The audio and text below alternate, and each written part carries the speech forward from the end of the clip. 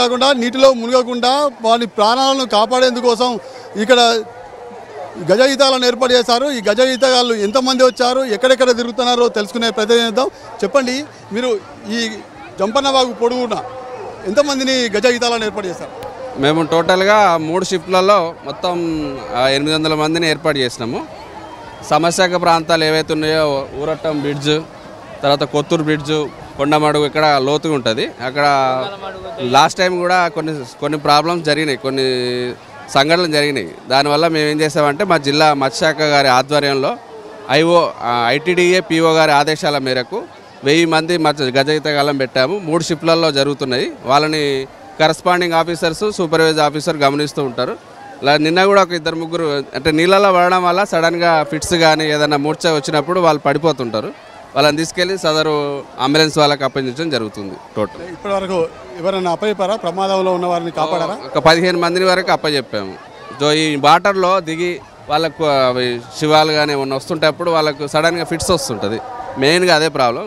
So మా వాళ్ళందరూ చూసుకుంటారు. ఇంకొకటి ఏంటంటే ఈ మట్టి తీసినప్పుడు సడన్గా మట్టి కొద్దిగా లోపలికి వెళ్ళిపోతూ ఉంటుంది. వాళ్ళు ఆడుతూ ఉంటారు, ఏదో సంబరంగా ఆడుతూ ఉంటారు. ఆ టైంలో కూడా మన వాళ్ళు వాచ్ చేస్తుంటారు, అందరిని గమనిస్తూ ఉంటారు. చెప్పండి, ఎక్కడెక్కడ బాగా ప్రాబ్లం ఉంది, ఎంతమందిని కాపాడారు?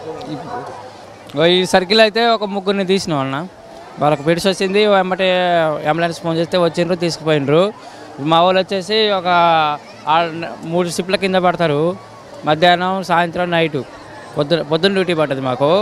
ఇప్పుడు వచ్చేసి ఇక జంపన్న వాగంటే ఇప్పుడు పైన అప్పుడు వెనకట మరి ఇప్పుడు రాజులు పాలన అప్పుడు జరిగినప్పుడు మన జంపన్నని కత్తితో పొడిస్తే జంపన్న వచ్చేసి వాగు దగ్గరికి వచ్చి వాగులో పడి చనిపోతే వాగు మొత్తం రక్తం అయి ఏర్లై పారింది. ఇప్పుడు ఈ వాగు జంపన్న అనే పేరు అందుకే వచ్చిందండి.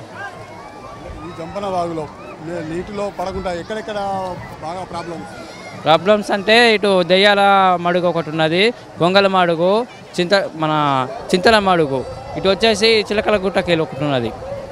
ఇంకొక 5-6 ఉన్నాయి. లేకని అటు క్యాంపు మాది పోలేదు, అంటే వేరే టోళ్ళు పోయినరు.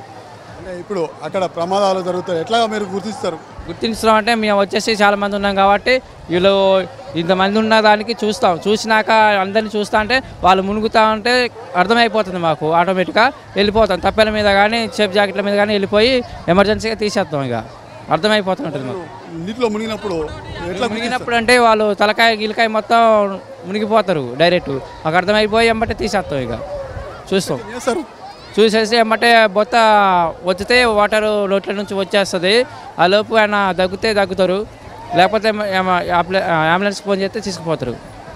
పరిస్థితి భక్తులు ఎవరు కూడా ఇబ్బందులకు గురి కాకుండా మొత్తం ఎప్పుడూ గస్తీ నిర్వహించుతూ ఇక్కడ భక్తులు ఎవరైనా నీటిలో మునిగి లేకపోతే ఫిట్స్ వచ్చి పడినప్పటికీ వారిని సురక్షితంగా తరలించేందుకు కాపాడేందుకు ఒక తెప్పలు కూడా ఏర్పాటు చేశారు. తెప్పల నుంచి వారిని కూర్చున్నబెట్టుకు వచ్చి ఒక అంబులెన్స్కు అప్పచెప్పి చేస్తామని చెప్తున్నారు. ఇప్పుడు భక్తులు మాత్రం ఇప్పటి వరకు దాదాపు 10ల సంఖ్యలో మాత్రం రక్షించాము.